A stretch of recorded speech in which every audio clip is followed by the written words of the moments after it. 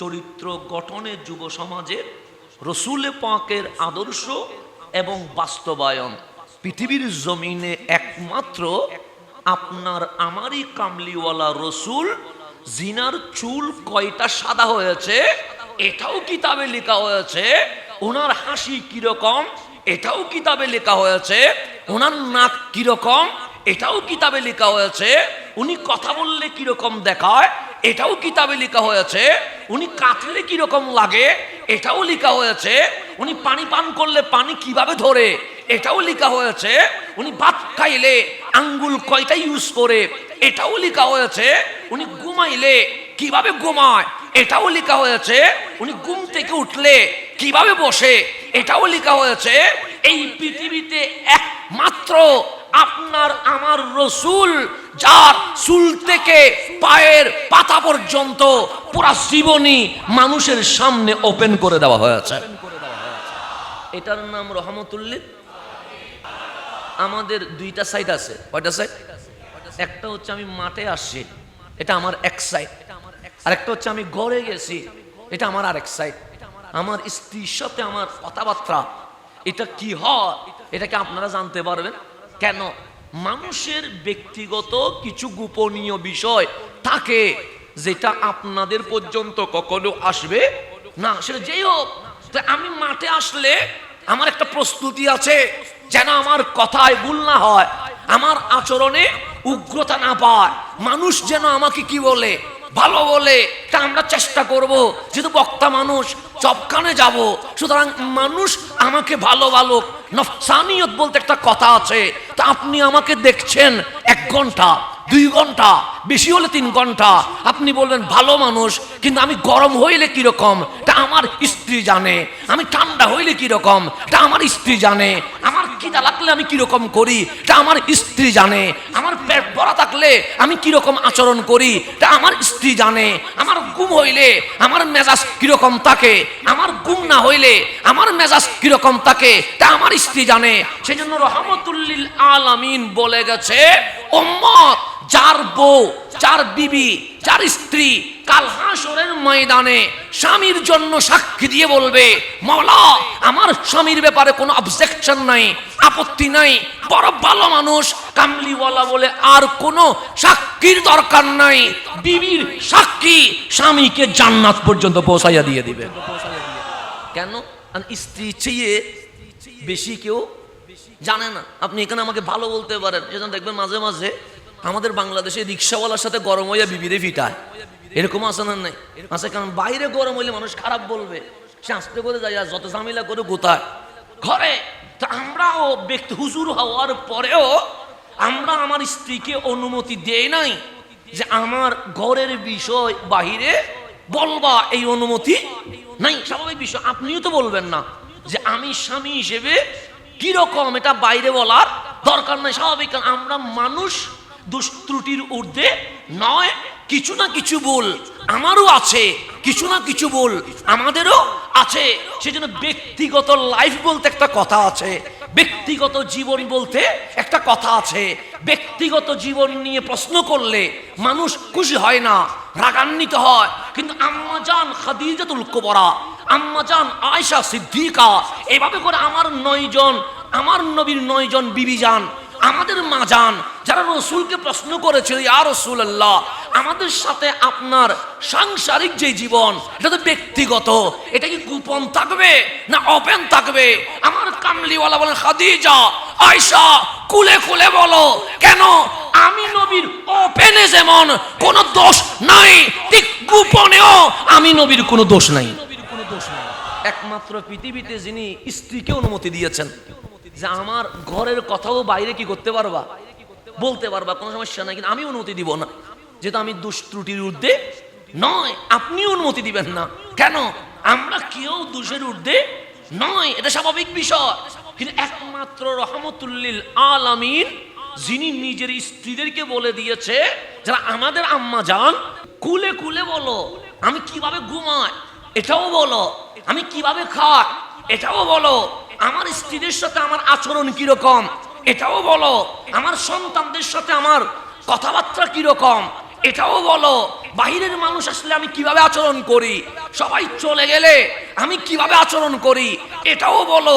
আমার রসুল 9 জন বিবিকে একজনকে না চাইলে বলতে হতো আয়েশা শুধু আপনি বলবেন, বাকি 8 জন বলার দরকার নাই। আয়েশার খাদিজা 2 জন বলবেন, বাকিদের বলার দরকার নাই। না, আমার কামলিওয়ালা সব স্ত্রীকে অর্ডার করেছেন, আদেশ করেছেন, আমার ব্যাপারে যা মন চায় বলতে পারবা। কেন?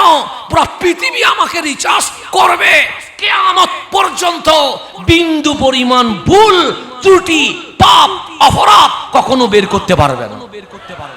এটার নাম রহমতুল্লিল আলামিন। এটা আমার নবী। জিনার কোনো দোষ 1500 বছর চলে গেছে, কেউ কি করতে পারে না, বের করতে। জিনাকে কিছু মানুষ এসে বললেন আপনার ব্যাপারে অমুক বড় সমালোচনা করছে।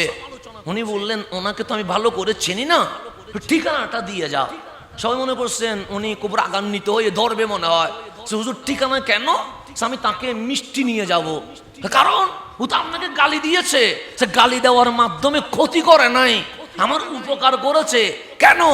আমার জীবনের গুনাহ মাফ হতে শুরু হয়েছে, তার সওয়াব বিনা পুঁজিতে আমার আমলনামায় যোগ হওয়া শুরু হয়ে গেছে।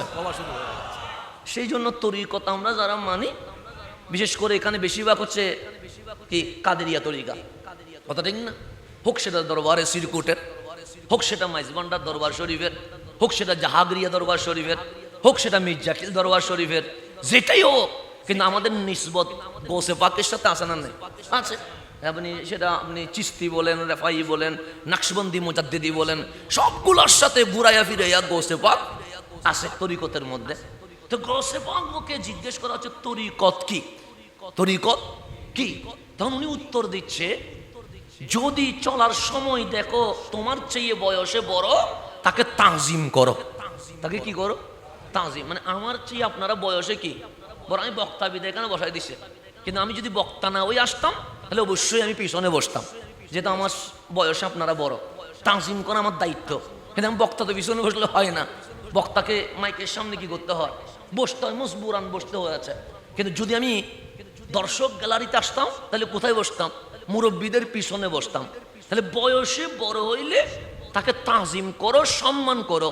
তো মুরিদ জিজ্ঞেস করছে হুজুর কেন সম্মান করব?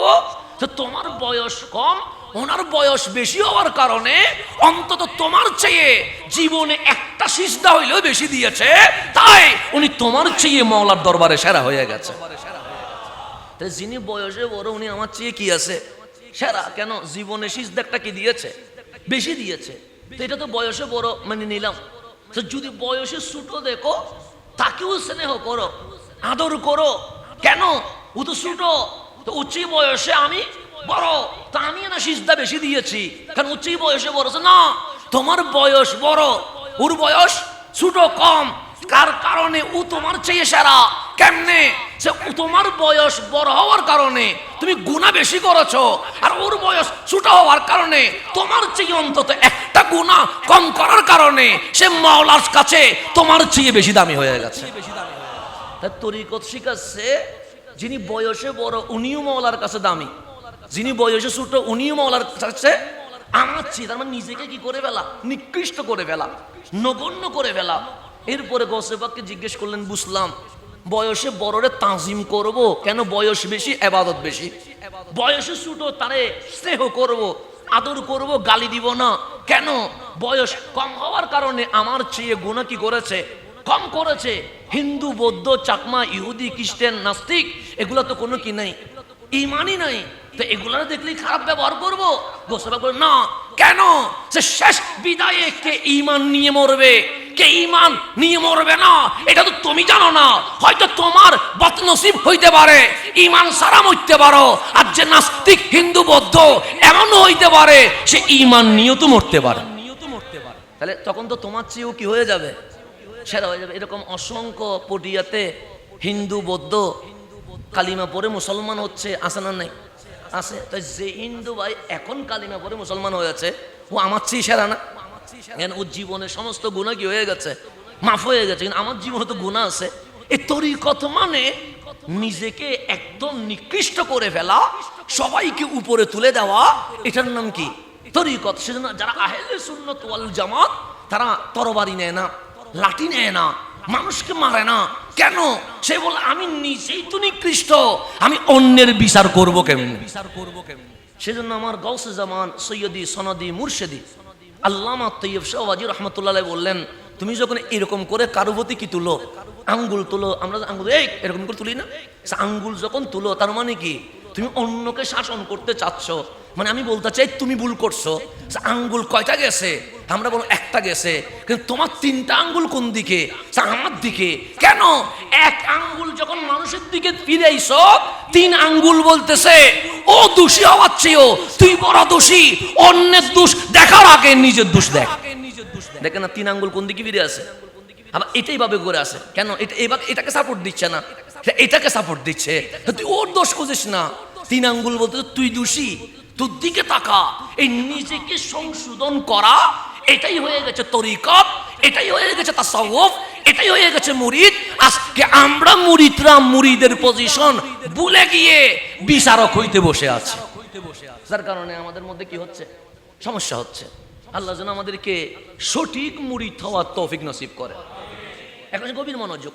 তাহলে আমার যারা আমাকে দেখতে পারে না, যে কোনো কারণে হোক, আমার কথার কারণে হোক, আচরণের কারণে হোক, ভুলের কারণে হোক, তো উনি চাইলে এই বক্তব্য থেকেও 10-20টা ভুল বের করতে পারবে, এতে কোনো সন্দেহ নাই। কথা ঠিক না? তাহলে যারা বিরোধী তাকে ওরা দোষ বের করতে পারে। কেন? মানুষ দোষের ঊর্ধ্বে নয়। কিন্তু আমার কামলিওয়ালার বিরুদ্ধে আবু জেহেল, আবু লাহাব, উতবা, শাইবা, উমাইয়া, তারা কারা? যারা নবীজির বেলাদত মিলাদ থেকে শুরু করে গারে হেরা 40 বছর পর্যন্ত দেখেছে। কিন্তু দেখেন পটিয়াতে যারা আমাকে দেখতে পারে না, ওরা আমাকে 1 বছরও ভালো করে দেখে নাই, 2 বছরও ভালো করে দেখে নাই, 5 বছর আগেও ভালো করে চিনত না, কিন্তু কোনো কারণে বিরোধী হয়ে গেছে। কিন্তু আবু জেহেল, আবু লাহাব, উতবা, শাইবা, উমাইয়া, ওরা রসুলকে মা আমেনার ঘর থেকে গারে হেরা তক নবীর উঠা বসা, দাঁড়ানো, চলন, লেনদেন, সংসার, ব্যবসা, চাকরি সব কিছু দেখেছে। দেখার পরেও এই বিরোধী পার্টি আমার নবীর একটা অপরাধ, একটা দোষ, একটা ভুল জাতির সামনে প্রকাশ করতে পারে না। এটার নাম রহমতুল্লিল। আমরা যারা বক্তা আছি তারা ভালো ভালো কথা বলে, কারণ আপনারা আমাদেরকে আনেন খারাপ কথা বলার জন্য না। কি কথা বলার জন্য? ভালো কথা বলার জন্য। দেখতে হবে ভালো কথা বলা সহজ, কিন্তু ভালো কথা নিজের জীবনে বাস্তবায়ন করা কঠিন। বাস্তবতা কঠিন।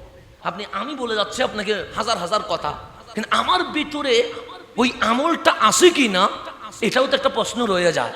আমি নারীর পর্দা নিয়ে মাহফিল করলাম, আমার ঘরেই পর্দা নাই, তাহলে এই পর্দার মাহফিল জাতিকে কখনো হেদায়ত দিবে? দিবে না। কেন? কারণ আমি তো নিজেই আমার ঘরে পর্দার কি করি নাই, আমল করি নাই। এই আজকে যে ফিলিস্তিনে মার খাচ্ছে, আজকে যে ইয়ামান সিরিয়াতে রক্তে লাল হচ্ছে, আজকে সমগ্র বিশ্বে মুসলিম মার খাচ্ছে, কেন? একটা কারণে, আপনাদের দোষ পরে, আমাদের দোষ আগে। কারণ আমরা খতিব যারা, ইমাম যারা, বক্তা যারা, তাদের আকীদা নষ্ট হয়ে গেছে। কেন? আমরা হকের কথা বলতে চাই না। কেন? সমাজে যদি আমার দাওয়াত কমে যায়, আমার জুমার চাকরি যদি চলে যায়, আমার ইমামতি যদি চলে যায়, আমার সংসার চলবে কেমনে? তাহলে আমার নজর মানুষের প্যাকেটের দিকে।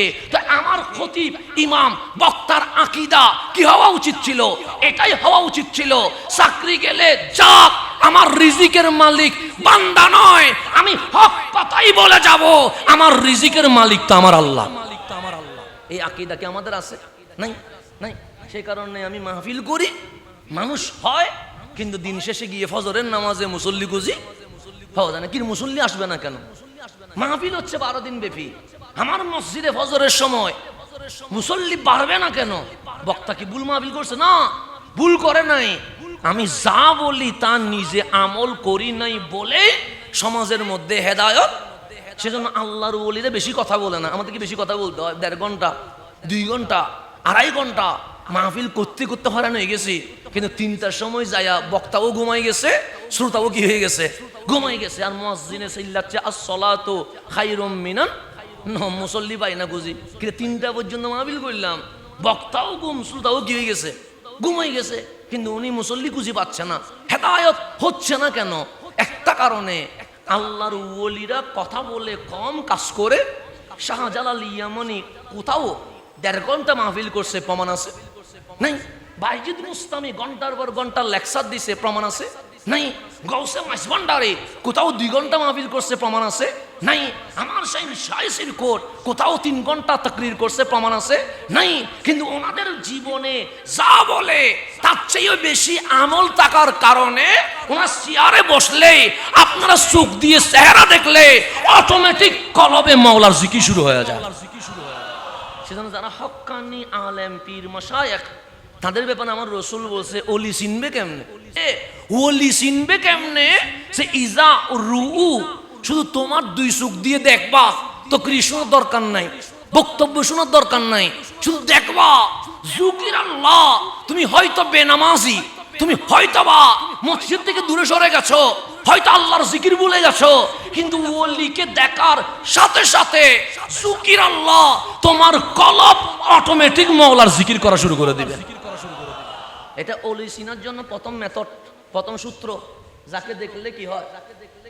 মাওলার জিকির শুরু হয়। এখন আছেন আমরা হুজুররা, আমি আপনাদের কথা বলতেছি না, আমরা হুজুররা ইসলামের ইতিহাস যখন বলি তখন সাহাবীদের খোদার কথা বলি না?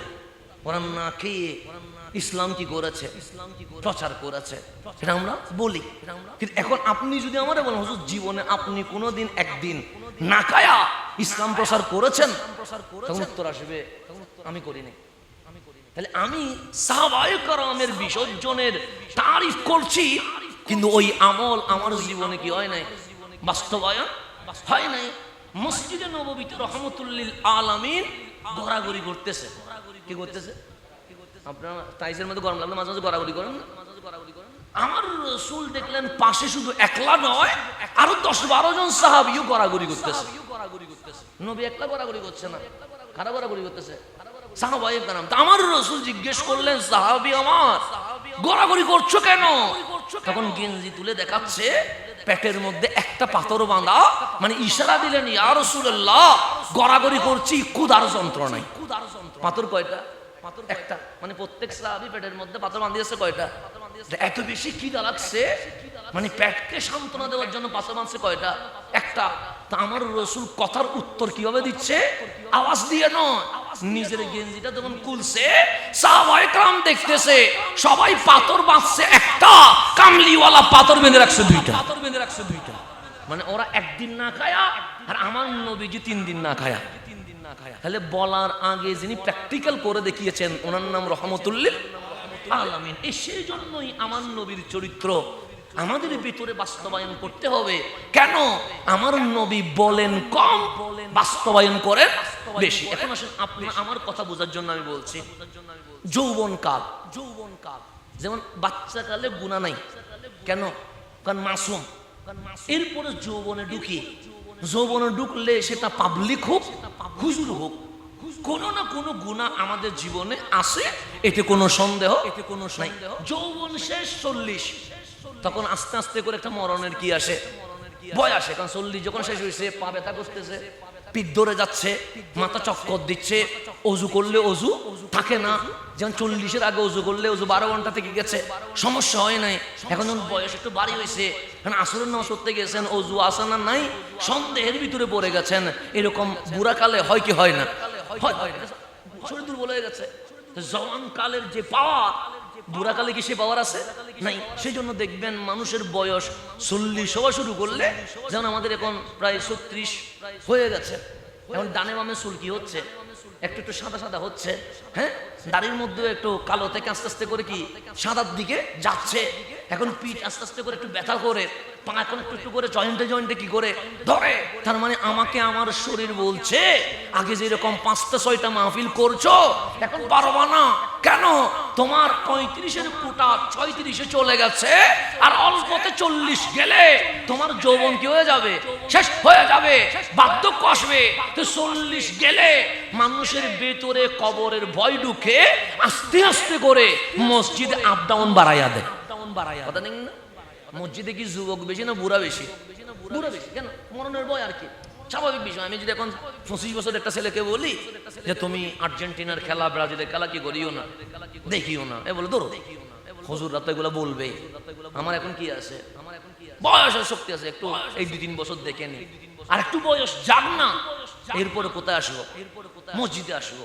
এরকম যুবকদের এই ধারণা আছে না? নাই আছে, স্বাভাবিক। ও মনে করতেছে আমার এখন কি আছে, জওয়ানি আছে, কিন্তু তার সুখের সামনে তার বন্ধু আরেকজন বাইক অ্যাক্সিডেন্টে মারা গেছে, সেটা দেখার পরেও আমার আপনার ভিতরে কি হচ্ছে না, সংশোধন হচ্ছে না। তো 40 বছর পর্যন্ত মানুষের দোষ, পাপ, অপরাধের সংখ্যা বেশি, 40-এর পরে গিয়ে মানুষের অপরাধ কি হয়ে যায়, কমে যায়। ভালো ভালো ডাকাত তওবা করে, শুরু কি করে, তওবা করে ভালো হয়ে যায়। কেন? আর বেশি দিন বয়স নাই, 40 পার হয়ে গেছে। তো আল্লাহ আমার নবীর নবুয়তকে প্রকাশ করেছে 40-এর আগে না 40-এর পরে? 40-এর পরে। এখন আপনি বলেন এই মাহফিল যারাই আয়োজন করছে, সেখানে মুরব্বীও আছে, যুবকও আছে, কিন্তু স্বেচ্ছাসেবক যারা আমাকে আনতে গেছে একটা বুড়া নাই, সবগুলো কি তরুণ, কিশোর, যুবক। বুড়াদেরকে আপনি দেন নাই কেন? আপনি বলবেন যে আমার কমিটিতে মুরব্বী আছে, তবে দৌড়ের কাজে, বস্তা আলগানোর কাজে এই খাটনিগুলো আমার মুরব্বীরা করতে পারবে না, আমরা দেখায়া দিব। তরুণরা কি করবে, কাজ করবে। তাই তারুণ্যের শক্তি বেশি না কম? বেশি। তা আল্লাহ যদি আমার নবীজির 20 বছরে বলতেন হাবিব কাজ শুরু করেন, তা আমার নবীর কাজ কি কম হইতো না বেশি হইতো? বেশি হইতো। 25 বছরে বেশি হইতো, কিন্তু আল্লাহ 3 ভাগের 2 ভাগ, 40 মানে 2 ভাগ চলে গেছে। আপনি আর আছেন কত? 63। তার মানে আর বাকি আছে কয় ভাগ? 1 ভাগ। পুরা বিশ্বে ইসলামের দাওয়াত দিতে হবে। শুধু মক্কায় দিলে একটা কথা ছিল, শুধু মদিনায় দিলে একটা কথা ছিল, শুধু কুরাইশ বংশে দিলে একটা কথা ছিল। আল্লাহ বলে কাফাতান লিন-নাস, সকল নবী রাসূল আসছে নির্দিষ্ট গ্রামে, নির্দিষ্ট শহরে, নির্দিষ্ট কওমে, নির্দিষ্ট দেশে, আর আমার হাবিব পুরা বিশ্বের জনগণের জন্য চলে এসেছে। তার দায়িত্ব কম না বেশি? বেশি।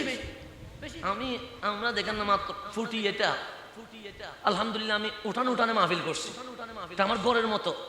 এরপরেও এখনো পর্যন্ত অনেক জায়গায় গিয়ে যখন যাই, ওরা বলে হুজুর এখানে আসেন না আগে। দেখে এত মাহফিল করার পরেও পটিয়া দিয়ে হচ্ছে না, শেষ হচ্ছে না এখনো। সোদাইকার বলার মাহফিলে ভিতরে ফুটিয়া যায়, তো বড় এটা আমার জানাও ছিল না। ভিতরে গিয়ে আবার বড়রা বলতেছে এখানে এই প্রথমবার আসছেন। আমি বললাম পটিয়াতে এখনো জায়গা বাকি আছে, এটা তো আমার আশ্চর্য মনে হচ্ছে। কেন? আমি তো পটিয়া সন্তানের মতো হয়ে গেছি।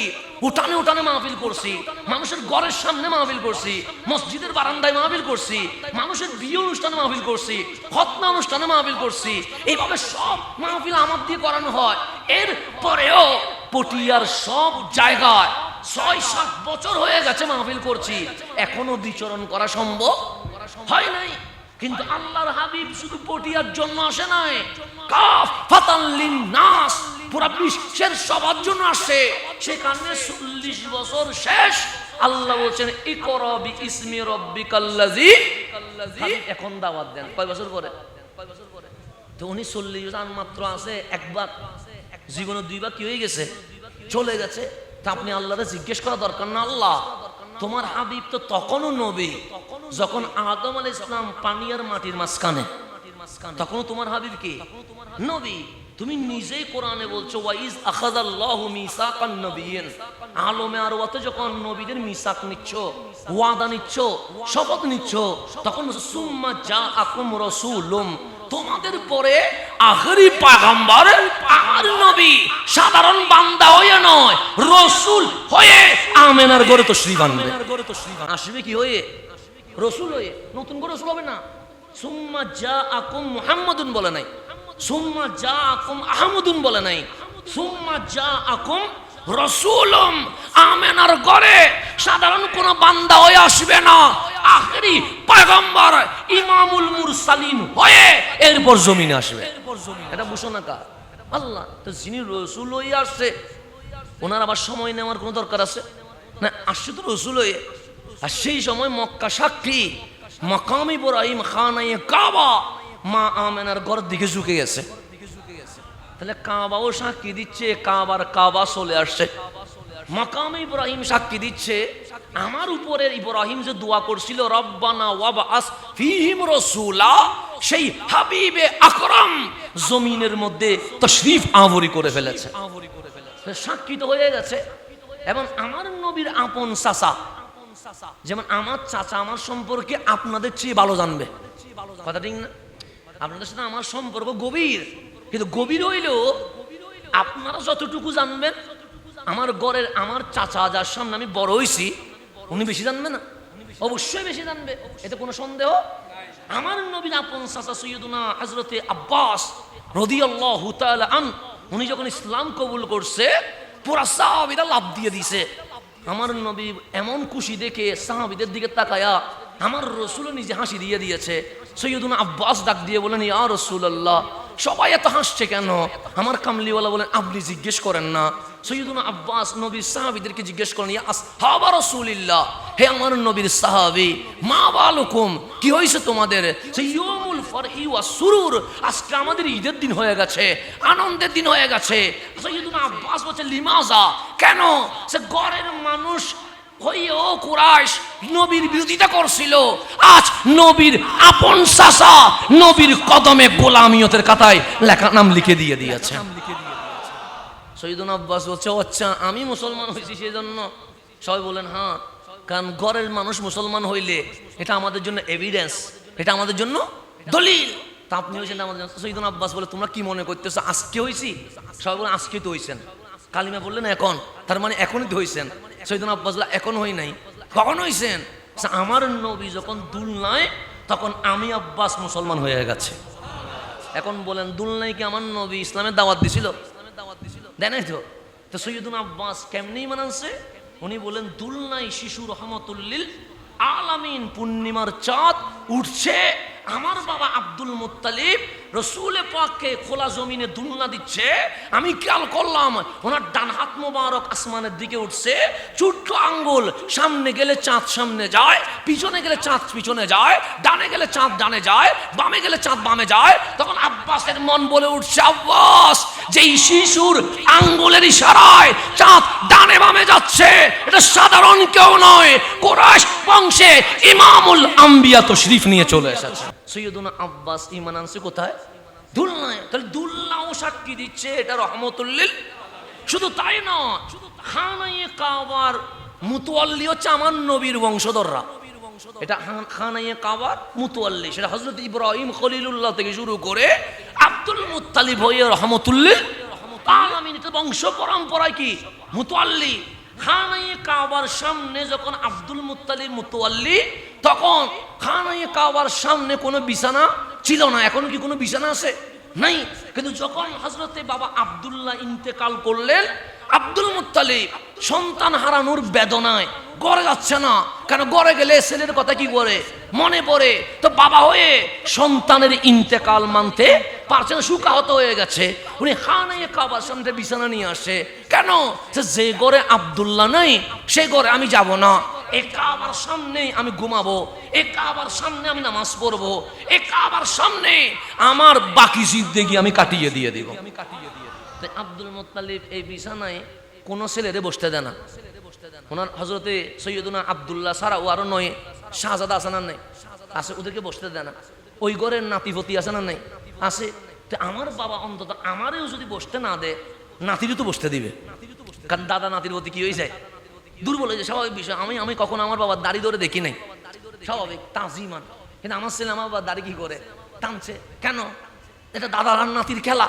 তো সেখানে আমি গিয়ে যদি বলে, যাদব, আমি জীবনে আমার বাবা আর কি ধরি নাই, দাড়ি ধরি নাই, তুই যাই আমার বাবার দাড়ি টানতেছস, তো এটা আমার বাবা তখন কি বলবে, তুই বেশি না বুঝিস, আয়ুর দান নাতির বিষয়, কথা ঠিক না? নানা নাতি দাদা নাতি এটা অন্য বিষয়, চলে যা, এটা সন্তান আর বাবার সম্পর্কে তাকে না। তো হযরতে আব্দুল মুত্তালিবের ঘরে আরো 9টা ছেলে আছে, ওই 9 ছেলে ঘরের মধ্যে অনেক ছেলে মেয়ে আছে, কিন্তু তারাও যখন খানায়ে কাবার সামনে তালিব কাউকে খানায়ে কাবার পাশে যে বিছানা এখানে বসতে দেয় না।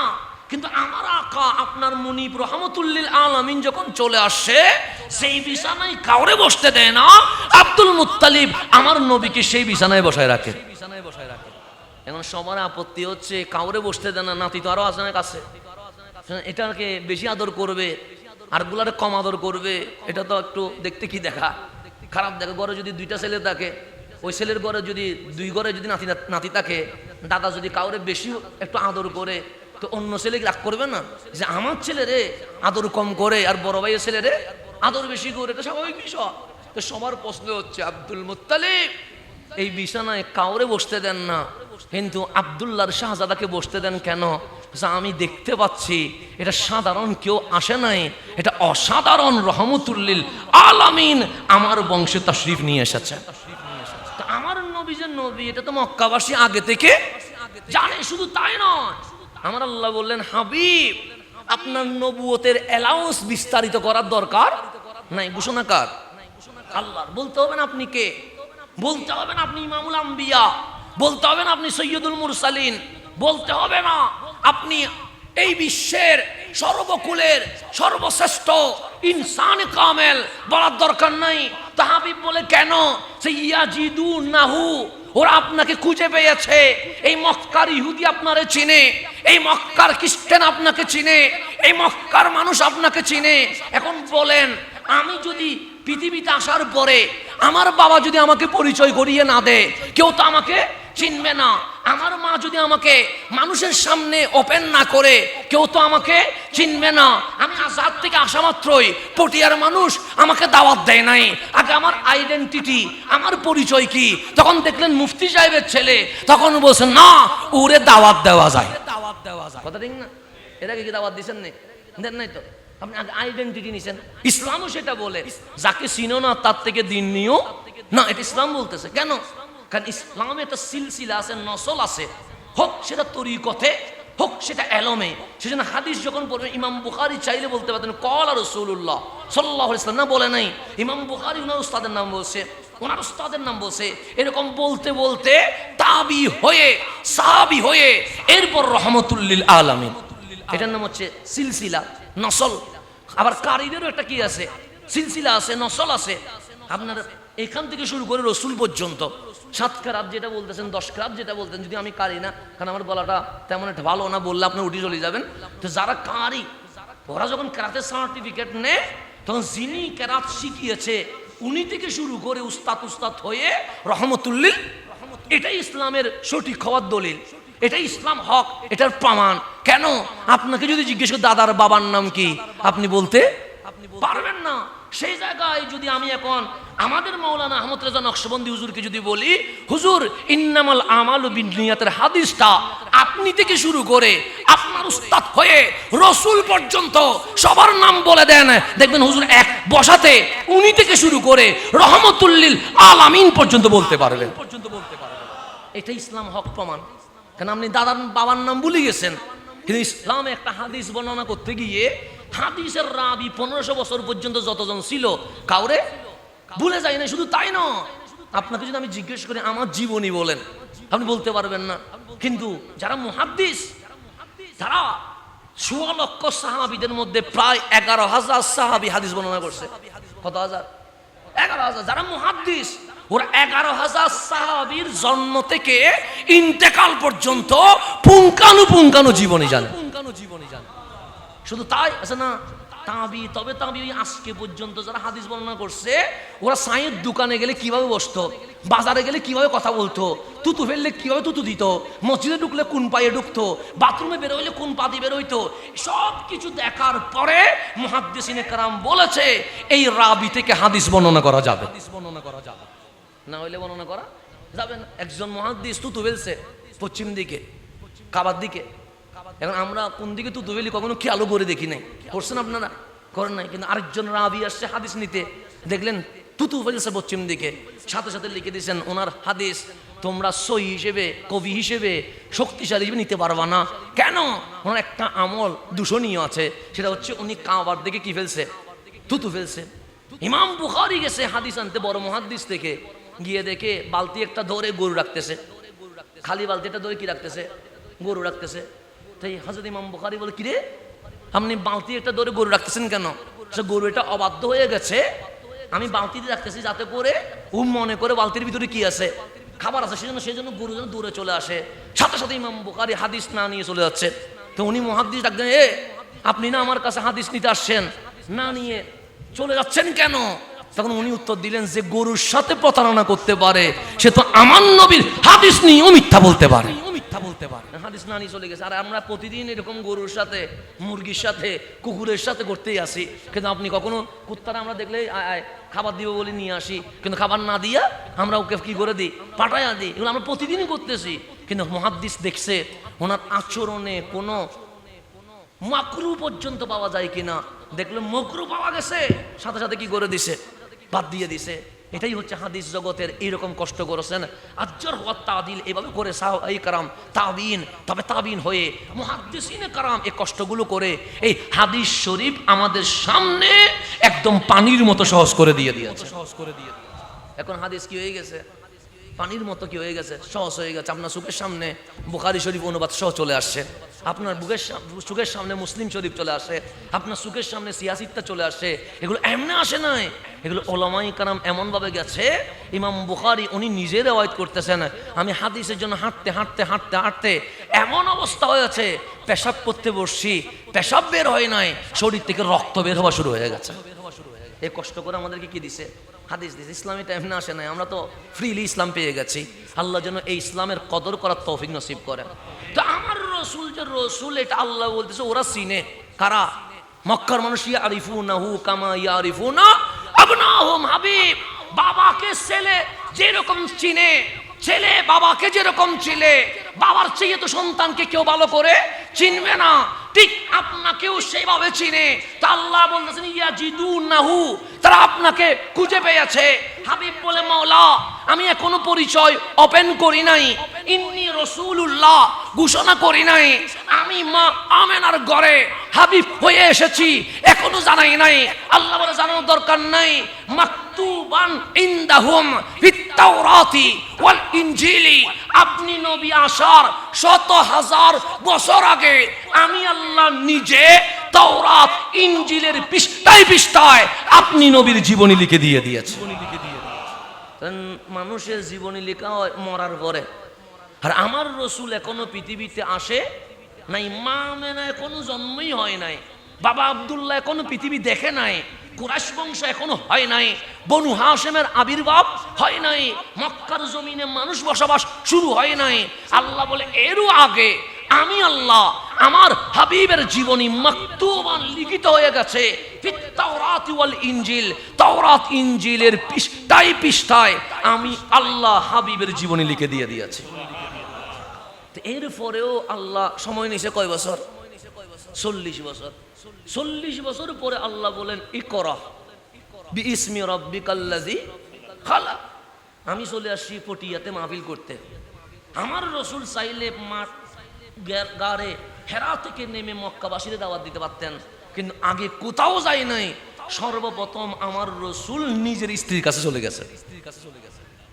স্ত্রীটা কয় বছরের, 15 বছরের।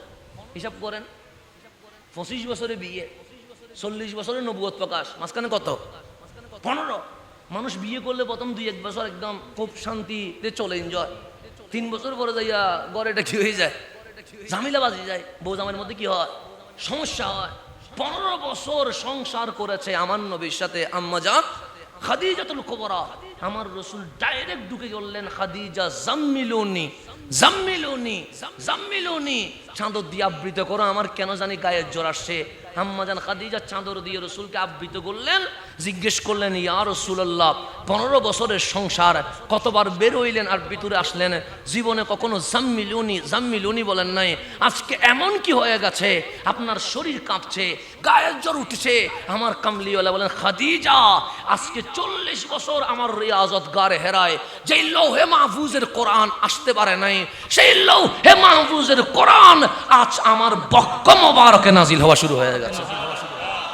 আম্মা জান খাদিজা বলছেন, মান জা, কোরআন যে আসছে বুঝলাম, কে আসছে, কে নিয়ে আসছে?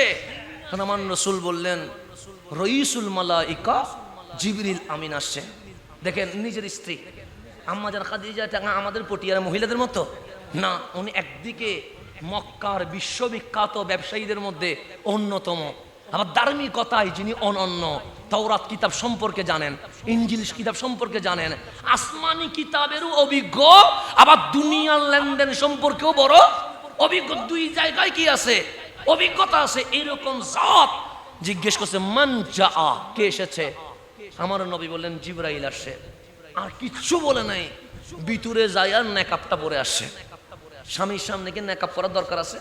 না, নেকাব পরে এসে বলতেছেন ইয়া রাসূলুল্লাহ, কে আসছিল? সে জিবরাইল। দেখা যায় আমার নবী হোসেন নাম রাআইতু, আমি দেখতেছি। এখন উনি নেকাব খুললেন, দেখা যায়। আমার নবী বলে এখন তো দেখা যায় না। আবার নেকাব পড়লেন, দেখা যায়, সে দেখা যায়। নেকাব খুললেন, দেখা যায়, সে দেখা যায় না। আবার নেকাব পড়লেন, দেখা যায়, সে দেখা যায় না। খুললেন, দেখা যায়, সে দেখা যায় না। তিনবার নেকাব পড়লেন, নেকাব খুললেন, দেখা যায় আর যায় না। এই প্রশ্ন শেষ করতে দেরি আম্মা জান খাদিজা সেকেন্ড আর কোনো প্রশ্ন করে নাই। লা শাক্কা ওয়ালা রাইবা আনতা রাসূলুল্লাহ, হাবিব সন্দেহ নাই আপনি রাহমাতুল লিল আলামিন। কালিমাটা পড়ায়া দেন যেন আমি খাদিজা সর্বপ্রথম মুসলমান হতে পারি। নবীজির চরিত্র দেখেন, প্রথম বউ সহজে স্বামীর কথায় কিন্তু লড়ে না। দেখিয়েন স্বামীর কথায় বউ সহজে কি করে না, লড়ে না। এটা বড় মুসিবতের বিষয়। বউ সামলানোটা বহুত বড় জিনিস। অনেক মানুষ বউ সামলাইতে গিয়ে আল্লাহ লিয়ে গেছে, এরকম অনেক জীবনী আছে। এগুলো বলতে গেলে অন্য বিষয়। বউ সামলাইতে গিয়ে কি হয়ে গেছে আল্লাহ, এটা কত বড় সবর, কত বড় ধৈর্য। কি সামলানো, বউ সামলানো। এরকম বউ সামলাইতে গিয়ে সাধারণ বান্দা কি হয়ে গেছে, আল্লাহ লিয়ে গেছে। এরকম অনেক জীবনী আছে, অনেক কাহিনী আছে। এখানে আসছে শুধু বলছে আমি নবী, শুধু নেকাব পড়ছে আর খুলছে। জিজ্ঞেস করছে জিবরিল আছে? নেকাব পরা অবস্থায় জিবরিল আছে, নেকাব খোলা অবস্থায় জিবরিল নাই। এতটুকু দেখে নিয়ে আসে, ঈমান নিয়ে আসে। আমার নবী বলে কালিমা লা ইলাহা ইল্লাল্লাহ তৌহিদের দলিল খুঁজবা না, আমি রসুল রেসালতের প্রমাণ খুঁজবা না, কোরআন যে বললাম কোরআনের এভিডেন্স খুঁজবা না। আম্মা জান খাদিজা বলে কিচ্ছু দরকার নাই। আমার নবী বলেন খাদিজা কেমনে বুঝলা আমি রসুল? আমি নেকাব পরা জিবরিল ছিল, নেকাব খোলা জিবরিল নাই। এটাতে বুঝে গেছি। কেমনে?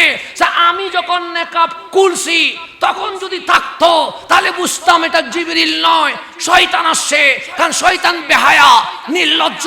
সেজন্য নেকাব খোলা থাকলেও সে বসে থাকতো, কিন্তু নেকাব খোলার সাথে সাথে চলে গেছে। তার মানে ফেরেশতা বড় লজ্জাশীল, হায়াওয়ালা, সেজন্য চলে গেছে। আমি শুধু ট্রাই করেছি জিবরিল কিনা। হাবিব আপনার এমন চরিত্র আমি দেখেছি, আপনাকে নিয়ে সন্দেহ করা এটা কখনোই সম্ভব না।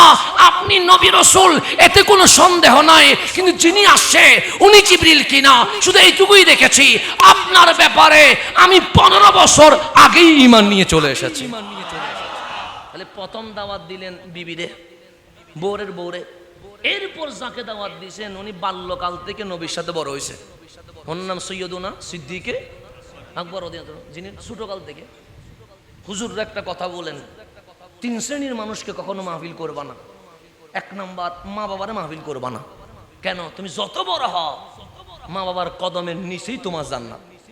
এখানে আর উল্টানোর কোনো সুযোগ নাই। আমার বাবার কাছে আমি হাসান, আমার মায়ের কাছে আমি সেই ছোট্ট শিশু হাসান। এখানে যদি আমার মার আমি নসিহত করতে যাই, এটা আদবের চেয়ে বেয়াদবি বেশি হবে। সুতরাং মা বাবারে বক্তা হইয়ে মাহফিল করা এটা আদব নয়, এটা কি? বেয়াদবি। সেই জায়গায় আমার রসুল প্রথমে নিজের বিবিকে দাওয়াত দিয়েছে, এরপর গেছে যার সাথে আমার নবীর বাল্যকাল থেকে কি হওয়া, বড় হওয়া। সে সৈয়দুনা সিদ্দিক আকবরকে শুধু এতটুকু বলছেন, আবু বকর আনা রাসূলুল্লাহ, আমি রহমতুল লিল আলামিন। সিদ্দিক বলেন নবী গো কি করতে হবে? সে লা ইলাহা ইল্লাল্লাহ বলতে হবে। বলছেন আমানতু বিকা ইয়া রাসূলুল্লাহ, আর কোনো কিছু বলা লাগবে না, আমি ঈমান নিয়ে এসেছি। আমার নবী বলে দলিল প্রমাণ এভিডেন্স লাগবে না। যে আবু বকর ছোটকাল থেকে আপনাকে দেখে ফেলেছে, এত বড় দলিল সুখের সামনে থাকার পরে অন্য কোনো দলিলের দরকার নেই। বাল্যকালে সঙ্গীও কি নিয়ে আসছে? ঈমান নিয়ে আসছে। তাহলে প্রথম দাওয়াত বিবিকে, দ্বিতীয় দাওয়াত কিশোর থেকে বড় হওয়া যার সাথে, তৃতীয় দাওয়াত দিয়েছেন যাকে আমার নবী লালন পালন করছে, সৈয়দুনা মাওলা আলী, যিনি আমার নবীর কুলে বড় হয়েছে, আমার নবীর ঘরে বড় হয়েছে। এখন বলেন এই 3 জনের চেয়ে নবীর ব্যাপারে বেশি কেউ জানবে না? একজন নবীর সাথে সংসার করছে, একজন নবীর সাথে বড় হয়েছে, আরেকজন নবীর কুলে, নবীর পিঠে, নবীর বুকে লালিত পালিত হয়েছে।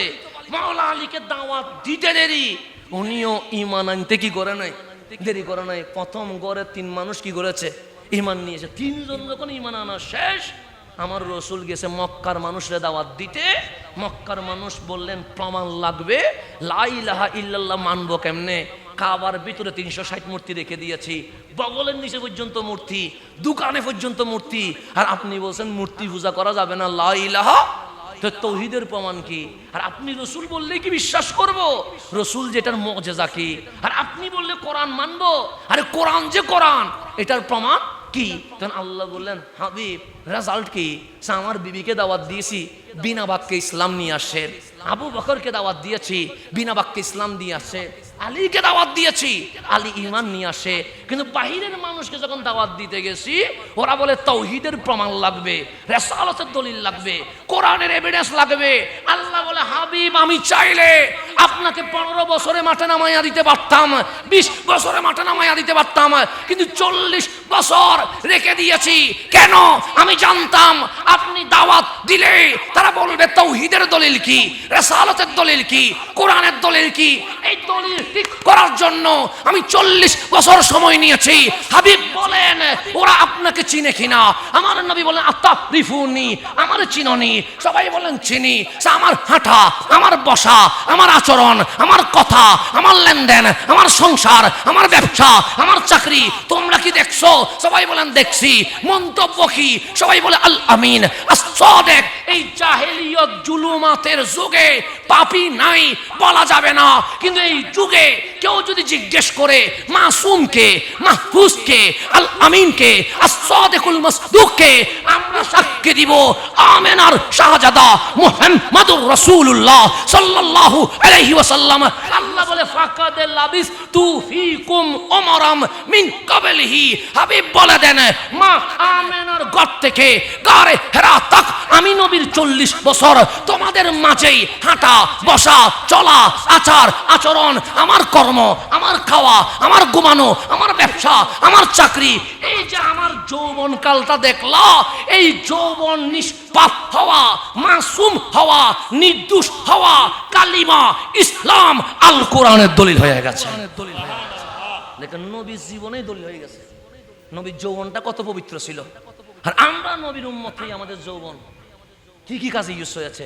আল্লাহ জিজ্ঞেস আফালা তাকিলুন, তোদের এখনো বিবেক হবে না? তোরা নবীকে দেখার পর ঈমান আনবি না? আল্লাহ সালে আসমান থেকে বিকট আওয়াজ ফেলতে পারতেন না, জমিন ছিঁড়ে ফেলতে পারতেন না। আল্লাহ আফালা তাকিলুন, 40 বছর নবী দেখার পরে আবার জিজ্ঞেস করছিস কালিমার দলিল কি, রিসালাতের দলিল কি, কোরআনের দলিল কি? আরে তোদের সামনে 40 বছর নিষ্পাপ মাসুম দাঁড়িয়ে আছে, এর পরে আবার দলিল কিসের? আবার দলিল কিসে বলতেছে? আল্লাহ বলে আফালা তাকিলুন, তাহলে আমার নবীর পুরা যৌবন এটা কি? নিষ্পাপ, মাসুমিয়ত। আমাদের বাংলাদেশে অনেকে বলবে 40 থেকে 63 মানি, আমেনার গোত থেকে গারে হেরা মানি না। আরে 40 থেকে 63টা অনুসরণ। অনুসরণ তখন মানবেন যখন এভিডেন্স থাকবে। এভিডেন্স নাই, অনুসরণ হবে কেমনে? সেই জন্য আমরা সুন্নিরা বলি আগে মিলাদুন নবী পরে সিরাতুন নবী। আগে আমেনার ঘর থেকে গারে হেরালাম, এরপর তুমি সিরাতুন নবী করবা। যে অনুসরণ তো পরে, অনুসরণ টিকবে কিসের উপরে? দলিলের উপরে। তো দলিল কোনটা? আল্লাহ বলে ফাকাদ লাবিস্তু ফিকুম উমরাম মিন ক্বাবলিহি। দলিল হচ্ছে মা আমেনার ঘর থেকে গারে হেরা, এটা হচ্ছে দলিল। তা আপনি দলিল বাদ দিয়ে চিল্লাইলে জীবনে কখনো বাংলাদেশে মুসলিম খেলাফত কায়েম হবে? কারণ দলিলে তো নেই আপনার কাছে। তা আপনি দলিল বাদ দিয়ে, দলিল নেওয়ার নাম ঈদে মিলাদুন নবী, আর নবীর সিরাতের নাম সিরাতুন নবী। তো সিরাতুন নবী করবেন পরে, ঈদে মিলাদুন নবী করবেন আগে। আজকের যুব সমাজের জন্য আমার নবীর অনুসরণ কিভাবে আদর্শ বাস্তবায়ন করা, আল্লাহ বলছে দেখো আমার নবীর সোনালী যৌবনটা নিষ্পাপ মাসুম হয়েছে বিদায় আমি আল্লাহ কোরআনে ঘোষণা করেছি ইসলাম কালিমা কোরআনের দলিল হচ্ছে রহমতুল্লিল। এটা সাজানোর উপর আল্লাহ বলছে তুমি যদি তোমার চরিত্র দিয়ে তোমার সমাজকে সংশোধন করতে চাও, তুমি যদি বিশ্বে শান্তি আনতে চাও, তুমি যদি তোমার রাষ্ট্রকে কিছু দিতে চাও, লাকাদ কানা লাকুম ফি রাসূলিল্লাহি উসওয়াতুন হাসানা। তোমার জন্য নায়কের মধ্যে না, খেলোয়াড়ের মধ্যে না, সিনেমার মধ্যে না, সিরিয়ালের মধ্যে না, জুয়ার মধ্যে না, মাদকের মধ্যে না, আমার হাবিবের মধ্যেই উত্তম আদর্শ রয়ে গেছে। তাহলে এখন নবী মানা লাগবে কি লাগবে না? লাগবে। বস কথা আমার শেষ, যেহেতু হুজুর বসে আছে আমাকে অন্য জায়গায় যেতে হবে। আমার রসুল বলছেন, বুখারী শরীফের হাদিস, ফামান আতা মুহাম্মাদান সাল্লাল্লাহু আলাইহি ইসলাম, আমার রসুল বলছে যে আমি নবীকে অনুসরণ করবে, ফাকাদ আতা আল্লাহ, সে মূলত অন্য কাউকে অনুসরণ করে নাই, সে কারে অনুসরণ করছে? আল্লাহকে। নবীর মতো হাঁটা, নবীর মতো চলা, নবীর মতো বসা, নবীর মতো ঘুমানো, নবীর মতো খাওয়া, নবীর মতোই রং ডং, এটা মানা মানে আমার রসুল বলছে ফাকাদ আতা আল্লাহ। সেটা কারণ আল্লাহ খুশি হবে তখন যখন তোমার রং ডং আমি নবীর মতো সাজবে। তার ওয়ামান আসা মুহাম্মাদান সাল্লাল্লাহু আলাইহি ওয়াসাল্লাম, যে আমি নবীর বিরোধিতা করবে, বিদ্বেষ করবে, ফাকাদ আসা আল্লাহ, সে মূলত বিরোধিতা নবীর সাথে করে নাই, কার সাথে করছে? তারপর আমার রাসূল বলছে আমি কে চিনো? মুহাম্মাদুন সাল্লাল্লাহু আলাইহি ওয়াসাল্লাম ফারকু বাইনান নাস, আমি নবী মানুষের মধ্যে পার্থক্যকারী। যে নবীর কদমে আসে সে জান্নাতি হয়ে গেছে, যে নবীর কদম ছেড়ে দিয়েছে সে জাহান্নামী হয়ে গেছে। আজকে 12 দিন ব্যাপী মাহফিল থেকে আমাদেরকে সিদ্ধান্ত নিতে হবে, আমরা কি জান্নাতি হব না জাহান্নামী হব? এই জান্নাতি হইলে আমার রাসূল মুহাম্মাদুন সাল্লাল্লাহু আলাইহি ওয়াসাল্লাম ফারুকু বাইনান নাস, আমি নবী মানুষের মধ্যে পার্থক্যকারী, জান্নাতি জাহান্নামী আমার মাঝখানে সিদ্ধান্ত হবে। যে আমার কদমে চলে এসেছে সে জান্নাতে চলে গেছে, যে আমার কদম ছেড়ে দিয়েছে সে জাহান্নামে চলে গেছে। আজ রবিউল আউয়ালে আমাদের এটাই সিদ্ধান্ত নিতে হবে, নবী পেয়ে যেমন খুশি হইলাম, নবী পেয়ে যেমন ঈদে মিলাদুন নবী সাল্লাল্লাহু আলাইহি ওয়াসাল্লাম করলাম, নবী পেয়ে যেমন জশ্নে জুলুস করলাম, ঠিক আজকে থেকে আমার মরণ পর্যন্ত আমার চাল চলন রং ডং সব কিছু হবে দুনিয়ার কোন নায়ক খেলোয়াড় নেতার মতো নয়, সবটাই আমার নবীর মতো। এটাই হইলে আজকের মিলাদুন নবীর মাহফিল কি হবে? সার্থক হবে। তাহলে যুবকদেরকে বলবো, তোমার যৌবন যদি সাজাইতে চাও আমার নবীর যৌবন কালটা দেখো, নবীর যৌবনটা যেভাবে সাজছে তোমার যৌবনটা সেভাবে সাজাও, দেখবে দুনিয়াও তোমার পক্ষে কথা বলবে, আখিরাতও তোমার পক্ষে কথা বলবে। সেজন্য আজ দুনিয়া গৌসে পাকের কথা বলে, আজ দুনিয়া খাজাই আজমিরের কথা বলে, আজ দুনিয়া আলা হযরতের কথা বলে, আজ দুনিয়া শাহিন শাহ সিরকুটের কথা বলে, আজ দুনিয়া গৌসে মাইজ ভান্ডারের কথা বলে, আজ দুনিয়া হযরতে হুজুর খাজা তৈয়ব শাহ ওয়াজির কথা বলে, আজ দুনিয়া বাহাউদ্দিন নকশবন্দির কথা বলে, আজ দুনিয়া মুজাদ্দিদ আল ফেসানির কথা বলে, আজ দুনিয়া শাহ জালালের কথা বলে। কেন? সে ওদের পুরা যৌবনটায় আমার নবীর সুন্নত দিয়ে সাজিয়ে দিয়ে দিয়েছে। তা আমরাও যদি সাজাতে পারি পুরা দুনিয়া আখিরাত আমাদের পক্ষে কথা বলবে না? আল্লাহ যেন আমাদেরকে নবীর রঙে রঙিন হওয়ার তৌফিক নসিব করে, আমিন।